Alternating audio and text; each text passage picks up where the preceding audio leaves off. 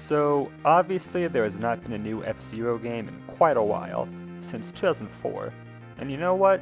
I'm not mad at Nintendo. No, really.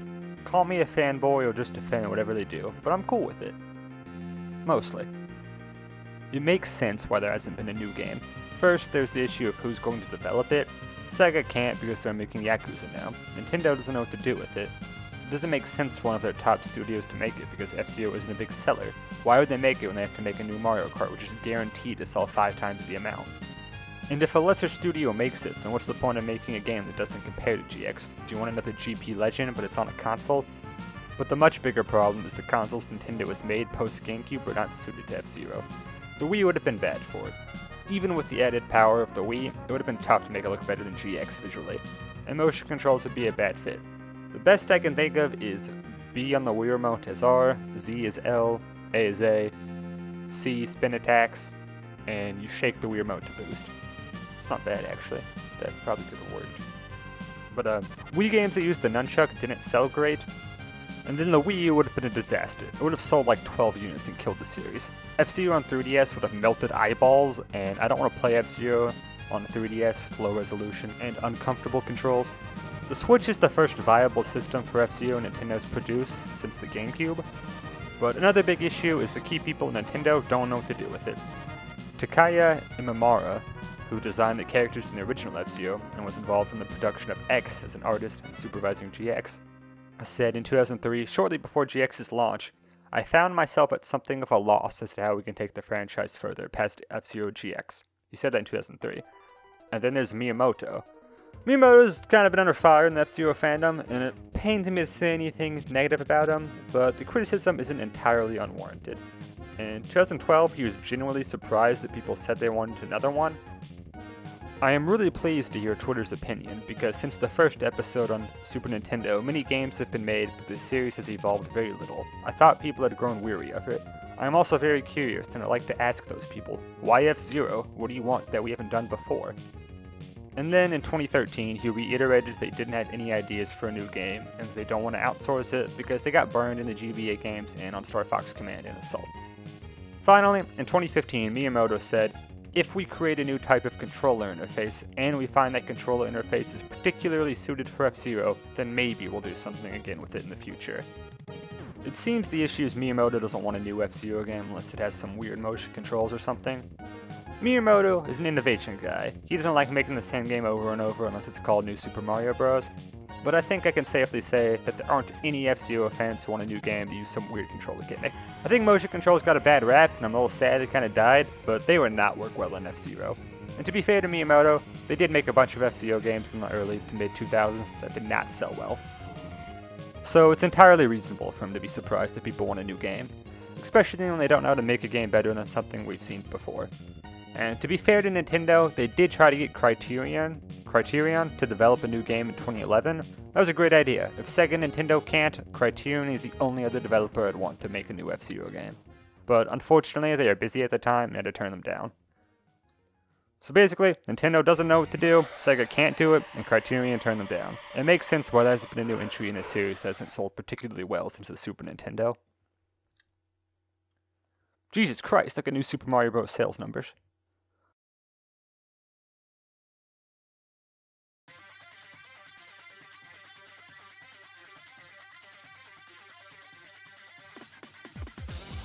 Let's talk about a potential GX remaster for Switch. There's a good amount of people who love F-Zero, but don't really care if there was a new game and would be happy with just the GX remaster. I think I fall into that camp. So GX in HD would look amazing, whether it's 720p or 1080p, but there should probably be a little more to it than that. Many people want online multiplayer for a remaster, but I'm not sure that's a good idea. Personally, I don't really care about online multiplayer here, but if it needed to exist, they should limit it to 10 or 12 cars at a time. 30 would be way too much to handle. Lag or frames dropping would be absolutely killer in F-Zero. Side attacks would also need to be heavily nerfed. It would suck if you could be killed 3 seconds into a race. They would need to be changed to do barely any damage in online gameplay. Side attacks are super overpowered, but you might notice the CPU never uses them, only you can. The CPU only uses the crappy spin attack because the devs knew it would be frustrating for side attacks to be used against you. They should also probably get rid of snaking for online play and maybe not allow the AX characters since you can do weird things with Don Genie. I don't think online play would be worth the time, money, and resources to be put into the game. I don't think there'd be a huge community for it, and it would probably dry up pretty quick.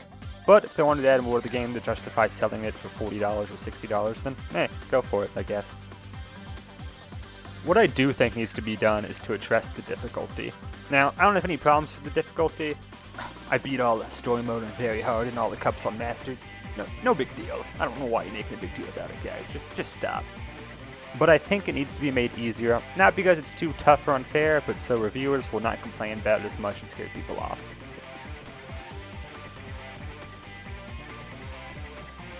It needs to be a little more accessible to sell well, and I think there's a good way to do it. For the Grand Prix, they should add in an option to play with this guy from practice mode, add in an option where it's like Mario Kart and you won't die if you fall off. You would be unable to use this on Master Mode, and it would be balanced for each difficulty. Unlimited uses on Novice and Standard, and you only get like 3 for the whole cup on Expert. I think this is balanced pretty well. It works fast, so you won't be screwed for the rest of the race if you fall off early, but you would probably drop a few spots. I think this would be great for casual players, and the more hardcore could just turn it off and never have to deal with it. I like the system I just laid out, but another possibility is maybe you could be deducted 10 points from your standings on each course you use it on. Like, if you made second, you get 83 points instead of 93. Whatever, I like the first system better. That's just another idea. As for story mode, there is multiple options. Number 1 is to make normal easier across the board, but leave very hard untouched. Most reviewers and more casual players want to play normal anyway, and this leaves the hardest challenges untouched for the masochists. They could still get the satisfaction of beating the hardest this game has to offer, so who cares if normal is easier? They didn't get robbed of the brutality the original release had. And an easier normal mode would mean maybe people could actually beat it if it actually needs to be toned down a bit. That's not the reviewers being babies, it actually is really hard, and I think people seeing it toned down would help a lot. The original story mode scared a lot of people off from trying this game. I'm not saying we turn GX into an easy video game, but just make it a little more manageable. They could tone down Shadow in 7, maybe make less boulders fall in 2, make the other races just slower in 3 and 8, the enemy attack less at 4, and lower the minimum speed you have to be at before you blow up in 6. Just make things a little easier. I think that would get a lot of praise in reviews and make people more interested in the game. The other option is to be like, okay, very hard was legitimately unfair at some points, Chapter 5, so let's make the part that was most broken in the original release less broken. The first option doesn't actually fix the parts that need fixing the most. We will still make normal a little easier, but let's also address the problem areas. This would make the game a more fair product, but I don't think I'd like this solution. While I hate Chapter 5 very hard, and would enjoy a less brutal version of it, and FCOGX would probably be a better game if it was toned down, I would still prefer the original missions. I beat FCOGX on very hard because I wanted the satisfaction of completing it. If I had never played the GameCube version to beat it in a hypothetically slightly easier Switch remaster, I wouldn't get the same satisfaction. In the back of my head I'd be like, yeah, I beat it, but it's the easier version, put myself down. I would feel like I didn't actually accomplish as much, even if the differences are only slight. It just wouldn't be the same. Does this make sense? Even if it would make FCOGX a better video game to tone down very hard, I wouldn't want it, because I want to preserve the original release and not override it. Let's move on. Mission 5 is the only one I think would be majorly fixed anyway. So bottom line, make normal story mode easier to raise review scores.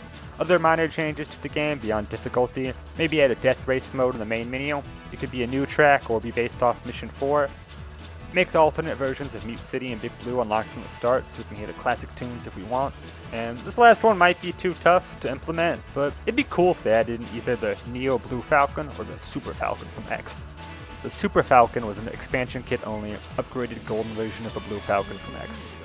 And Captain Falcon was mentioned to be working on the Neo Blue Falcon in an FCO's TV interview. It'd be cool to see it.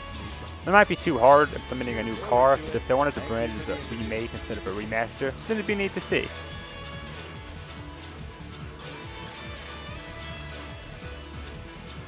So that's the hypothetical changes to a remaster, but honestly, I'd be shocked if one ever happened. Nintendo hasn't shown a great deal of interest in remastering GameCube games.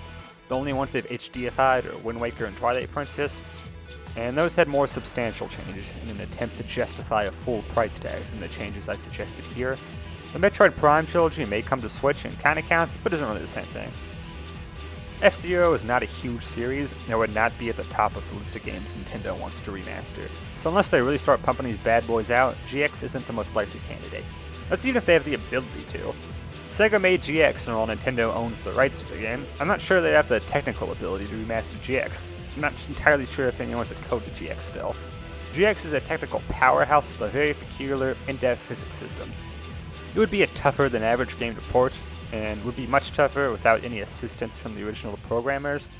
Maybe like Bluepoint could do it, but there's a lot of weird techniques made possible in this game, and that system would have to carry over exactly, or some of the advanced techniques might not be possible anymore.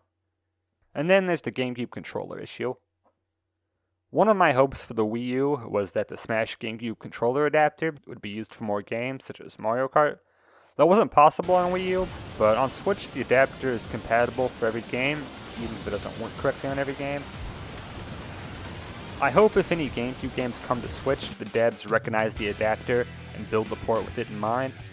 You could still use Joy-Cons, but also have full GameCube support.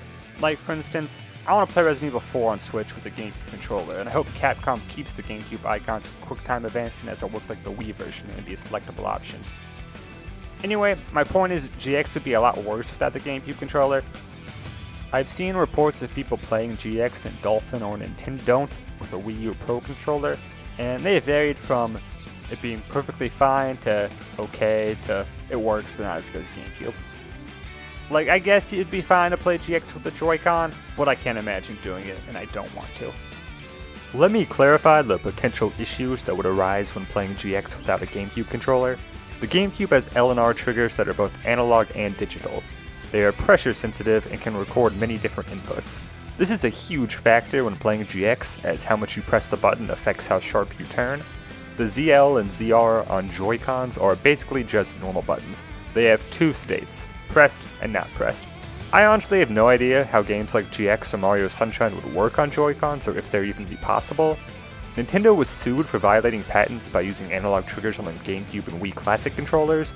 Nintendo won on appeal, and that's why they are still allowed to sell those controllers, but it is possible they are scared of another lawsuit if they make a new controller with analog triggers. This is a complicated issue that may be a reason hardly any GameCube games have been re-released.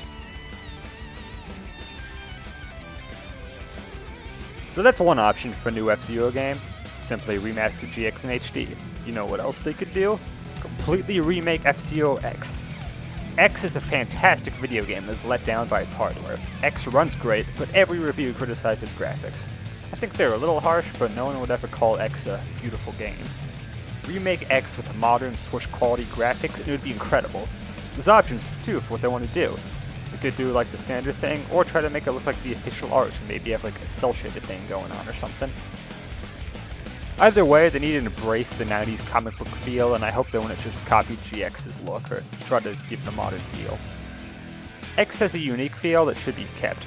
They could also update the soundtrack, substitute the mono original with the official F-Zero X guitar arranged album.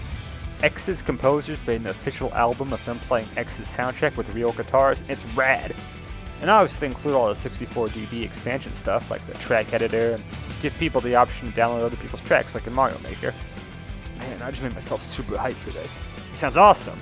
Oh, F-Zero X, but it looks amazing.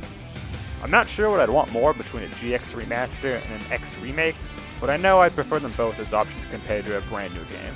I think I just talked myself into X. Would it take that much effort to remake it? Let's move on before I start drooling. Okay, remaster GX or remake X. Or make a brand new game, but those first two options would probably be easier and have a higher quality product. Those are the plausible options for a new F-Zero release, but I have one more idea. One that is pure lunacy and would never ever happen. Are you ready?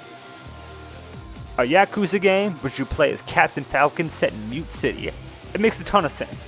Captain Falcon is a great character, but he stars in a racing game, so it's hard to flesh him out. Also, the F-Zero world is interesting, but we only get a taste of it in the games. This would let both of those be greatly expanded. Captain Falcon is awesome in Smash Bros, but never fights in F-Zero, so let's put him in a brawler. Captain Falcon would fit extraordinarily well in the Yakuza fighting system. All this fire-based moves in Smash would make perfect sense in the heat system of Yakuza. Imagine doing the knee as a heat move. Visualize you punching dudes as Captain Falcon, and then that little icon pops up in the corner, and then he goes, Falcon Punch, and punches the dude while on fire. Game of the decade. F-Zero has a ton of interesting characters that could be utilized in the story as well. Black Shadow's main bad guy, Blood Falcon is the rival character you fight a couple of times, Samurai Goro, Zoda and Pico as other villains in boss fights, Jody, Dr. Stewart, and the Arrows as supporting characters. If you want, you could actually maybe have Phoenix in the game, and his time traveling to catch a criminal in the past could be a main plot element. There's definitely a story they could tell, but it's not just that makes the F-Zero universe such a perfect fit for a Yakuza game. Side missions would also be great. Like Kiryu, Captain Falcon is a character where him just being roped into wacky things is really funny because he usually takes himself seriously, but he's also not afraid to throw himself in whatever needs help no matter how strange it is. There's also like 20 other characters who would be perfect for side quest. Everyone could be utilized as either a story character or in a side quest. The nature of Yakuza minigames and side quests would fit perfectly in F-Zero. Let's have a disco battle with James McCloud. Let's sing Kate Allen or Jack Levin songs in karaoke. Let's help Mr. EAD on his cooking show, raise the skull from the dead, and help Beastman and Bio-Rex get along. Let's help Antonio Augusta get some revenge on Goro, find out what the deal with Spade is. There are limitless possibilities here, and if they have an idea that a current character doesn't fit, they can always make a new one.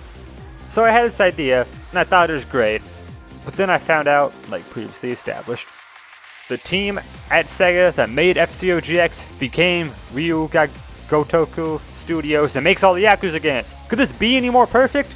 You have a team that can not only do what I am describing, but they also have experience with the F-Zero characters, and they can handle the racing elements. Because you've got to have the racing in F-Zero games. There should be a few times in the main story you have to do racing things. This should be pretty easy, because you don't want people getting stuck, and you can put harder things in side missions. I think 1 or 2 cups, like 8 or 10 tracks in total, would be enough racing. Give us a little mini F-Zero game within the game, and it could be like the club management combined with pocket racing in terms of being this large side quest of this completely hypothetical game. A cup with 3 difficulties would be a good amount of racing content. Add some challenges where you can do time travels or race people one-on-one for money, and you could squeeze a good amount of racing into only 5 tracks. Here's some other random thoughts. If Mute City is Kamurocho, then either Port Town or Big Blue could be the Sotenborg of this game, the smaller second city to spice things up. I would prefer Big Blue because it's more visually distinct. The Falcon Flyer could be the hideout of the game, and I cannot stop thinking about how hype a Blood Falcon rival fight would be. Imagine this, but with Captain Falcon. If they wanted to be cute, the Japanese title of this game could be Like a Falcon. In closing, this is obviously impossible, but with that Fist of the North Star game and now Judge Eyes, Sega has shown a willingness to create Yakuza-like games that aren't Yakuza games. Some of the teams worked with F-Zero and Nintendo before. Maybe? Nah. But a man can dream. If I ever find a genie that gives me 3 wishes for a game to exist and you will guarantee they will be good, this game idea would be at the top of my list. Now that I've thought of it, it's all I want. Give me Captain Falcon! Ah!